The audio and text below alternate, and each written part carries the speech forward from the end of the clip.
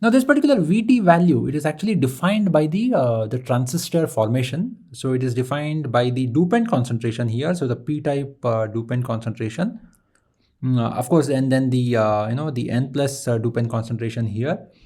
And it also depends on the thickness. So the thickness of the oxide is going to have the electric field forming the positive ions here on the gate side to that of the negative minority carriers that has been stacked up at the interface side. So due to this particular electric field, it is also determined by the oxide thickness. So the Vt is a function of the dopant concentration. So Vt becomes a function. So I'm just going to write it down as a function of the dopant concentration here, the Nd or Na here for the p-type, and then that of the T oxide. Right? It will also have some effect coming from the source concentration as well. Now, at this particular point of time, when the source and the body are of the same potential, so assuming that I make this source side ground and then the body also ground, then it this particular Vt value just depends only on the p-type concentration, the dopant concentration, and then the thickness of the oxide. Whereas if at all I apply the potential difference between the source to the body, which we will see in the future slides, then this particular Vt value will be slightly different, right? So in that sense, the Vt value is kind of a function of the source dopant concentration also, as well as on the potential difference between the source to the body. But for now, when we are considering the source and the body at the same potential, we will say that it's a function of only the p-type dopant concentration and then the thickness of the oxide. So moving ahead, let's take an example here to what we have understood so far.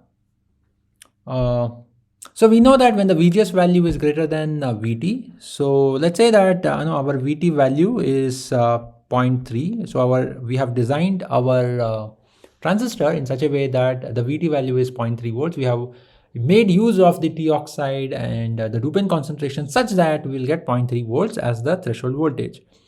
So to form the channel from the source to the drain, by attracting the minority carriers, we need the VGS value to be greater than 0.3, greater or equal to 0.3 volts.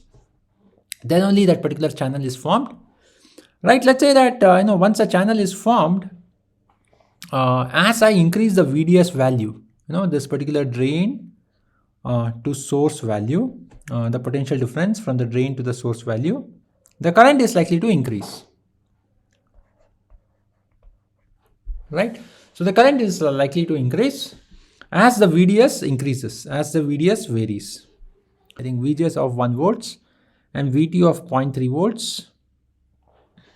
Right?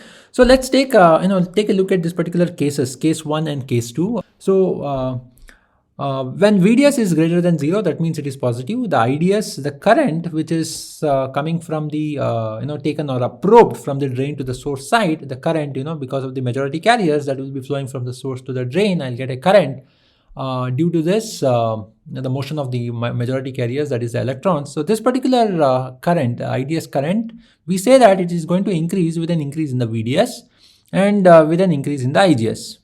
Right? The reason is very simple. If I have more VGS value greater than 0.3, 0.4, 0.5 and so to 1 volts, then I will have a stronger channel that will be formed here from the source and the drain, and then this particular stronger channel, in the sense larger channel will be formed. This larger channel is going to accommodate more majority carriers from the source side to flow through the channel and then collect it at the drain side. So that's where a larger VGS is always better. And similarly, if I have a larger VDS value, that is also better because I will be able to collect more electrons at the drain side. Right? Now the question is, what happens when the VDS is actually very, very large? Right? If the VDS is very, very large, if the VDS is very, very large, that means, and we have a fixed VGS, if the VGS is fixed, right, and let's say that it is above VT of 0.3 volts, right, and in this particular example, I have taken the VGS value as 1 volts, and VDS is now increasing from 0 to 1 volts, right, or 0 to 0.7 volts. When the VDS is 0, VGS VGS is still 1 volts, and when VDS is equal to 0 volts, VGD, the gate to drain, when the VDS is 0, the VGD value, right, is still 1 volts because one potential. So this is, the source, I have made it ground. So VDS is 0, right? So VGD is also 1 volt. So VDS is 0 means drain and source potential are the same. So this is also 1 volt, this is also 1 volt. I will have a channel that will start from the source and then have it at the drain side. But the VDS value is 0. That means there is no potential difference across the drain to source. There is no electric field from the drain to source. So the current is actually 0. Right now, if I move from VDS from 0 to 0.1 volts, 0.1 volt, there will be a small potential difference, and thereby I'll collect the electrons. So thereby I'll get the current. And if I keep on increasing the VDS value, the current actually increases, right? But notice that as the VDS value is increasing, the VGD value, the VGD here, the VGD, so I'm going to write it as VGD here, the VGD potential difference is going to drop, right? As if I fix the VGS value and then if I keep on increasing the VDS value, the VGD value is going to decrease, right? So if I have, let's say 0.71 volts, if the VDS value increase from 0 to 0.1 to 0.2 to 0.3 to 0.4, 5, 0.6, 0.7, 0.71, right? So in that case, I will have my VGD as 0.29 volts, right? So the gate to drain potential difference is 0.29, which is now less than the VT value. Whereas VGS is fixed to 1 volts, so it is greater than 0.3 volts. So that means I will now have a channel which is formed at the source side, but I don't have a channel that is formed at the drain side. So the channel is absent now at the drain side. So if I look into this VGS value of 1 volts and then the VGD value of 0.29, because my VDS value is 0.71, the channel is kind of tapered. So it has a very strong channel at the source side, but it is a very, very tapered. In fact, it is absent at the drain side. So the channel is no longer inverted at the drain side. That's what I have written here, and it is called as the pinch-off region, right? Also called as the saturation region. The reason being called as the saturation region is the current here, which is extracted at the drain side or collected at the drain side, is constant. So no matter if I increase the VDS value beyond 0.7 volts, 0.71, 0.72, 0.79, 0.81, 0.89, right? If the VDS value keeps on increasing, my current, because it's a pinch-off region, it will be a constant current. And then the reason is, because even though there is no channel that has been formed at the drain point or the drain tip, the current or the majority carriers, which is being pushed strongly by the very high voltage difference from the drain to source, right? If it is above 0.71, 0.75, 0.8, I will have a very strong electric field, lateral electric field from the drain to source. It is going to have more number of majority carriers come to the and stack it up at the drain side.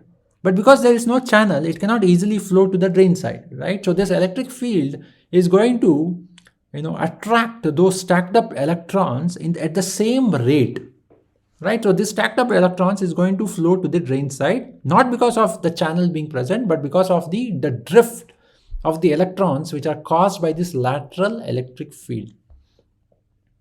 So, but an increase in the, so what I've written is an increase in the VDS saturation region doesn't have any increase in the current, because the electrons which are drifted towards the drain side has the same rate after the pinch-off region is formed. So the IDS current remains constant for a VDS greater than or equal to VGS minus VT.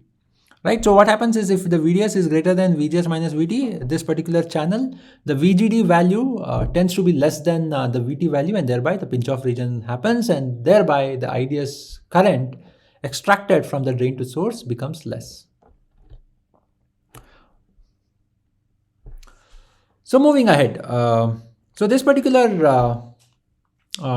topic we will now cover is on the estimating the average current, a DC current for the NMOS transistor, right? And we had seen up till now, we had seen one region where VDS value is less than VGS minus VT, the channel is not tapered, and if the VDS value is greater than VGS minus VT, the channel forms the tapering region. So that means the channel is absent at the drain side. So we will now have to derive the current for these two regions, one in the pinch-off region and one not in the pinch-off region, but when the channel is formed. Right, of course, the VGS, when the VGS value is less than VT, right, there won't be any channel at all. So the current is actually zero. The majority carriers doesn't flow from source to drain, or the drain doesn't collect the majority carriers, and therefore the current is zero. After that, the channel is formed from the source to drain. So there's a complete channel starting from source and a complete channel at the drain side, and whenever the VDS is applied, I'll be able to get the current extracted from the transistor. The last one, when the VDS is greater than VGS minus VT, there is no channel that is been formed at the drain side. So channel is absent, and what is the current? So because it's a DC current, it's an average current. So we will take the average charge that is being accumulated at the channel side, right? So to estimate the average charge here, what we have done is the capacitance and then the voltage. So capacitance multiplied by the voltage should give us the charge that has been accumulated in this particular channel.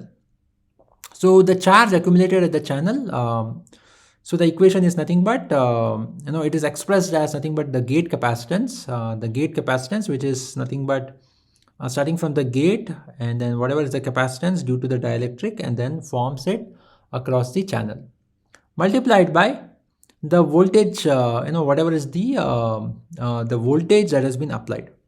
Now here I have taken VGC, which is nothing but the potential difference from the gate to any point in the channel here.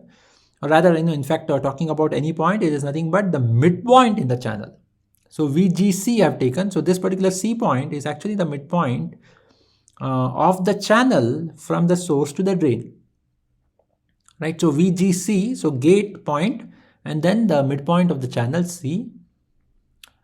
And this minus of VT is there because the channel will be formed only when the VGS value is above VT. Right, so we need to have the VGC value above VT, then only the channel is formed. Right, so once the channel is formed, then we need to estimate the charge or the charge carriers once the channel is formed. So VGC potential minus VT is what is the potential, is what is the voltage multiplied by the gate capacitance. Right, hope this is clear. Now, so CG is something, the gate capacitance, which we will have a look at it later. VGC is nothing but VG minus VC. So C being a midpoint. So if I'm taking an example here, the source and a drain, where the drain is 5 volts and then source is at 3 volts. If I assume a linear resistor model, so the channel is considered, especially in this particular transistor or in this particular technology node, we consider it to be an approximately linear resistor model. If I consider a midpoint here, right, where these two extreme points are at different voltages of 5 volts and then 3 volts, then this particular midpoint can be the 4 volts. Considering that 5 plus, the midpoint of 5 and 3 volts will be the 4 volts. So assuming that it is a linear resistor model.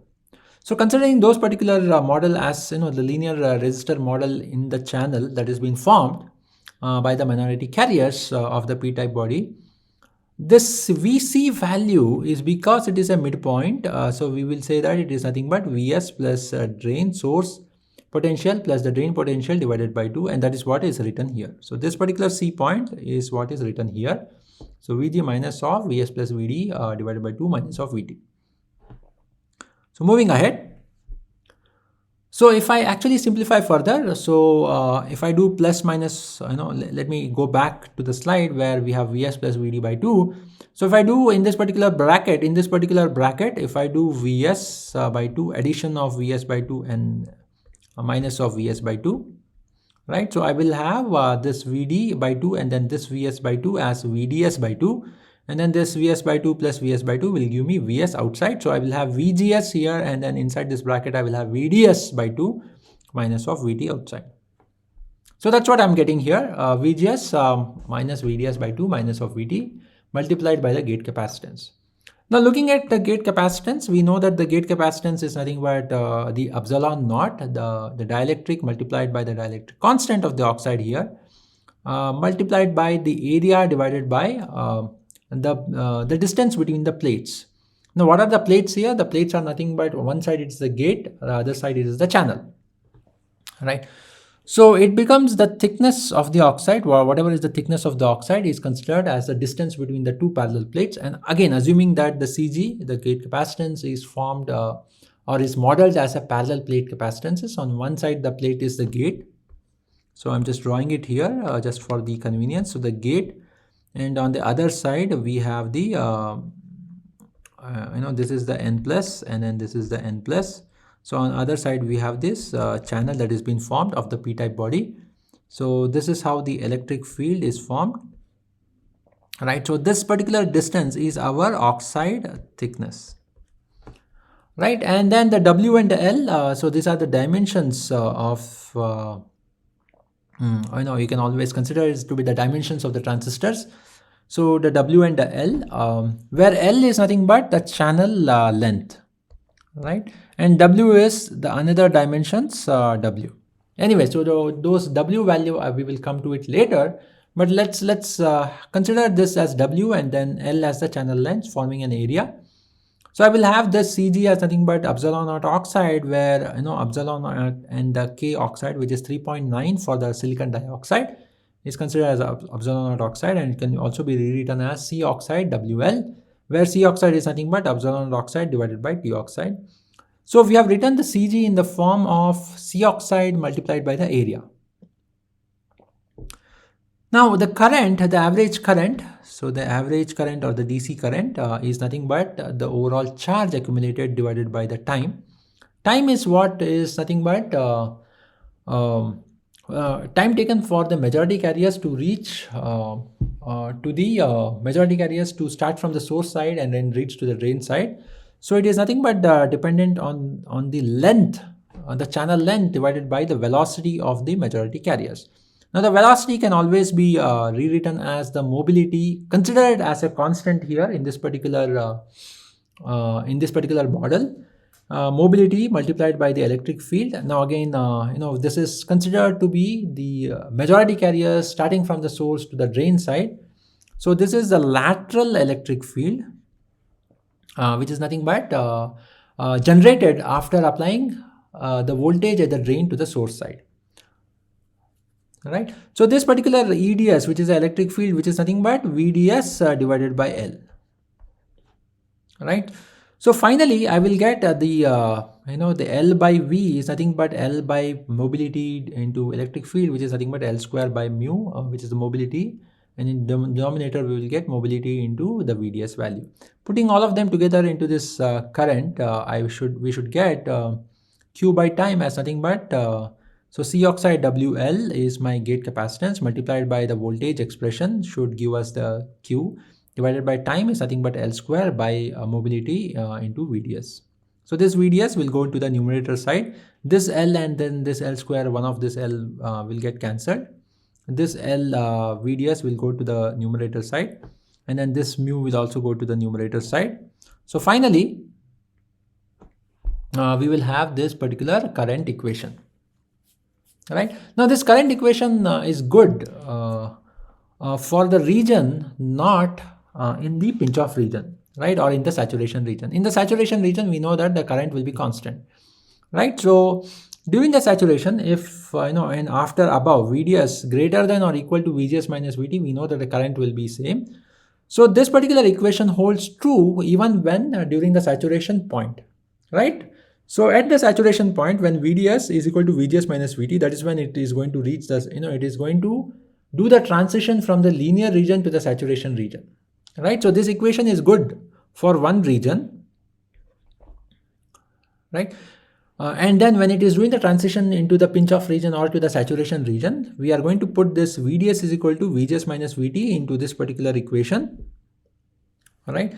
And then we'll get mu C oxide W by L VGS minus VT the whole square divided by 2. Right. Mu C oxide W by L, which is a transistor dimensions. So this one is considered as nothing but the beta value.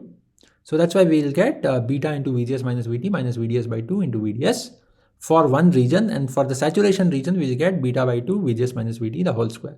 So irrespective of any other VDS value above, VGS minus VT, we will get this as the constant current. So this particular saturation current is independent of the VDS value, right? Provided the VDS value is above VGS minus VT. Right. The other region, as the VDS increases, the IDS current is going to increase. When VDS value is less than VGS minus VT, starting from 0 volts to VGS minus VT, for a VDS value, the current is going to increase. Right. And then this particular region is called the linear region, and the other region is called as the saturation region. So the saturation region, nothing but the pinch off region or the saturation region, pinch off. So I'm going to write it as pinch off.